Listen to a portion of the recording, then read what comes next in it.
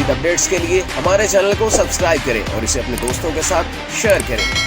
اساس نیوز کے ناظرین السلام علیکم، امجد ارشاد چودھری نئی ویڈیو کے ساتھ کی خدمت میں حاضر ہے۔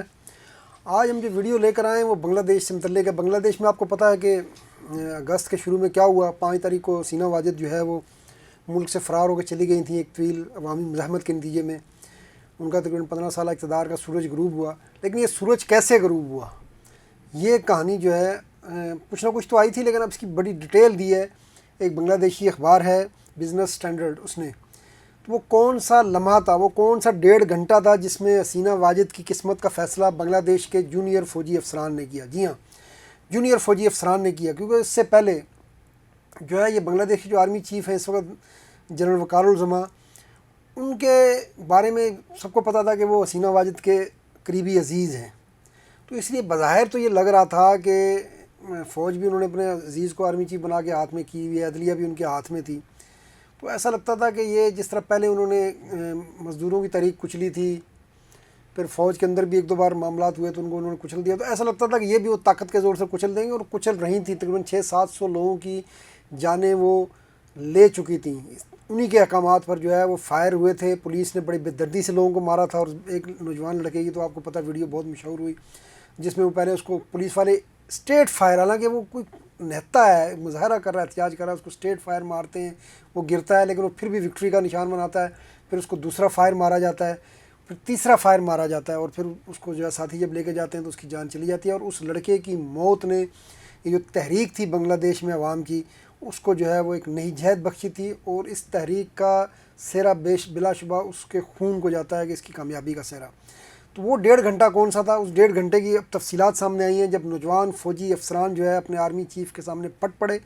اور انہوں نے کہا کہ جی بس اب ہم اپنے عوام پر گولی نہیں چلا سکتے۔ جی ہاں، اس 1.5 گھنٹے کی تفصیلات جو ہے یہ اس اخبار نے جاری کی ہیں، فوجی افسران سے بات کر کے، ظاہر ہے پہلے تو یہ بات ہو نہیں سکتی تھی، اب ہوئی ہے۔ تو یہ جناب 3 اگست کو ڈھاکہ چھاونی کے ہیملٹن ہال کا معاملہ ہے۔ وہاں جو ہے بنگلہ دیش کے آرمی چیف جنرل وقار الزماں نے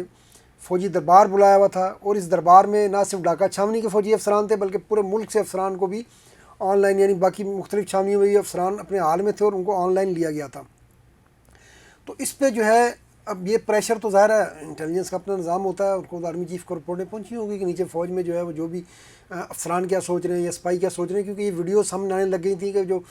مظاہرین ہیں اور فوجی ہیں وہ ایک ساتھ ہیں، کھڑے ہوئے ہیں۔ حالانکہ حسینہ واجد نے تو فوج کو بلایا تھا کہ ان کو کچلنے کے لیے، کیونکہ پولیس سے نہیں کچلا جا رہا تھا، لوگوں کی تعداد بہت بڑھ گئی تھی،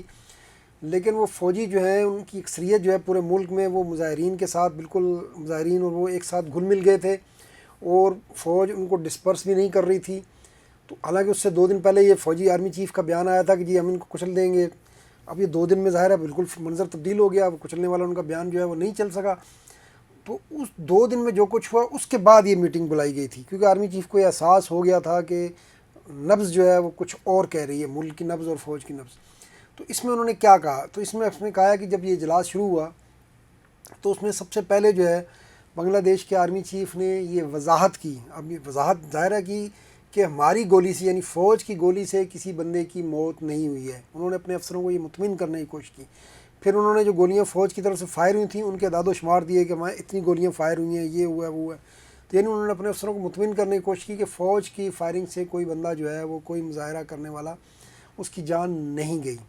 تو اس کے بعد انہوں نے کہا جی میں اب افسروں سے سننا چاہتا ہوں۔ جب انہوں نے یہ کہا تو رپورٹ میں بتایا گیا ہے کہ بریگیڈیئر جنرل اور میجر جنرل، یعنی جو سینئر افسر ہیں، انہوں نے بھی ہاتھ کھڑے کیے۔ تو اس موقع پہ آرمی چیف نے کہا نہیں، آج میں جو ہے اپنے جونیئر افسروں سے سننا چاہتا ہوں، یعنی بریگیڈیئر جنرل سے نیچے کرنل، کیپٹن، میجر، ان کو سننا چاہتا ہوں۔ تو انہوں نے کہا کہ آج ہم ان کو پہلے سنیں گے۔ اس کے بعد جناب یہ سوال جواب کا سلسلہ شروع ہوا۔ تو یہ جو سوال جواب تھے یہی وہ فیصلہ کن لمحہ تھا جب جو ہے فوجی افسران نے کہا کہ جی اب ہم اپنے عوام پر گولی نہیں چلا سکتے۔ تو اس میں ایک افسر نے یہ کہا کہ میں نے کھلنا کے علاقے میں، اس نے کہا، انہوں نے کہا میں کھلنا میں نے جو ہے جو لوگوں سے نعرے سنے ہیں فوج کے بارے میں، بنگلہ دیش کی تاریخ میں ایسے نعرے اس سے پہلے عوام نے کبھی اپنی فوج کے بارے میں نہیں لگائے۔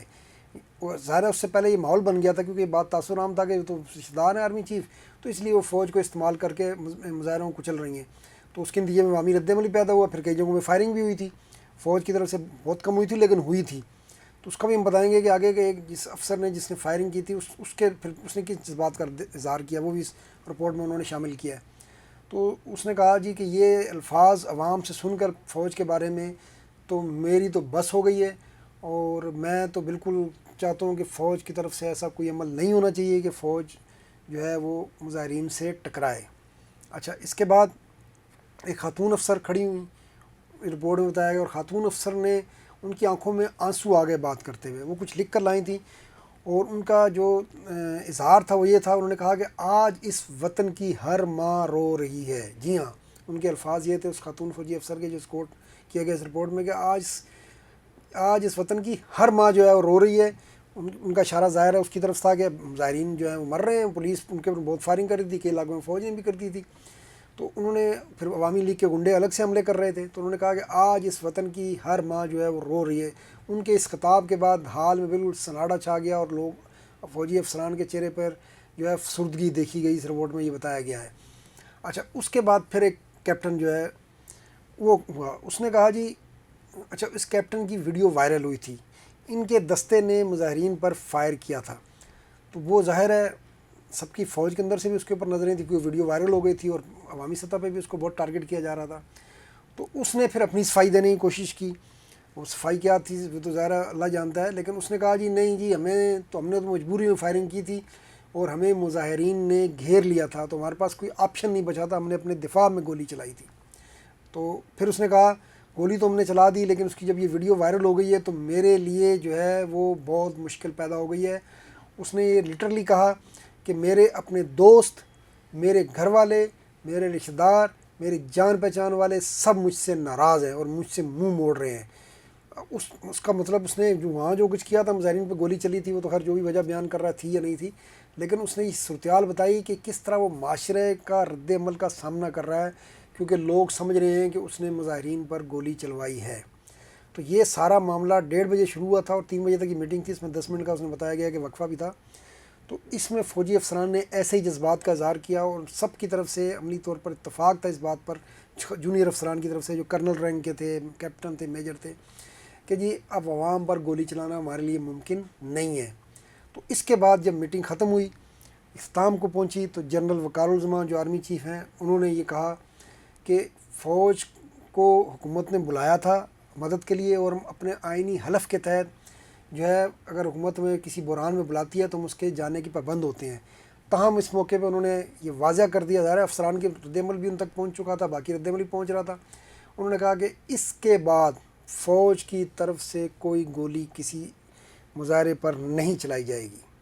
تو یہاں یہی وہ لمحہ تھا، یہی وہ 1.5 گھنٹے تھے جب حسینہ واجد کی قسمت پر، ان کے اقتدار کی قسمت پر مہر لگ گئی۔ اور اس کے بعد بنگلہ دیشی آرمی نے، ISPR نے ایک بیان جاری کیا جس میں یہ کہا گیا تھا کہ باقی باتیں بھی تھیں اس میں، لیکن یہ ایک جملہ شامل کیا گیا تھا کہ جی فوج جو ہے وہ ملک اور عوام کے ساتھ کھڑی ہے۔ اچھا، جب یہ بنگلہ دیشی فوج نے بیان جاری کیا تو حسینہ واجد حکومت کے کان کھڑے ہو گئے۔ اب وہ کتنی جو ہے ان کے اقتدار کتنا امرانہ تسلط تھا، آپ یہ دیکھیں کہ انہوں نے فوج کے بیان کا یہ جملہ میڈیا پر چلنے سے روک دیا، جس میں فوج نے یہ کہا تھا کہ اب ملک اور عوام کے ساتھ کھڑے ہیں۔ تو ان کی اتنی طاقتور تھیں کہ بنگلہ دیشی فوج کا بیان کا وہ جملہ انہوں نے میڈیا پر نشر نہیں ہونے دیا۔ یہ جو ان کے اقتدار کے جانے کے بعد ہی بات سامنے آئی کہ ان کے انڈر میں جو خفیہ ایجنسیاں تھیں اور جو دیگر ادارے تھے، تو انہوں نے ان کی طاقت استعمال کر کے یہ جملہ نشر نہ ہونے دیا، کیونکہ وہ سمجھ رہی تھی کہ اگر یہ جملہ نشر ہو گیا تو پھر تو حکومت ختم ہو جائے گی۔ وہ تو پھر بھی ختم ہو گئی، لیکن اس نے اپنی طور سے، حسینہ واجد نے یہ کوشش کی، اور وہ اس میں کافی حد تک کامیاب ہوئی۔ کوئی اکا دکا میڈیا میں چھوٹے میں چلا، ورنہ ٹی وی چینلز اور باقی بنگلہ دیشی اس میں فوج کی طرف سے یہ جملہ جو ان کے بیان میں شامل تھا نہیں چلنے دیا گیا۔ بہرحال یہ 3 اگست کو ہوا،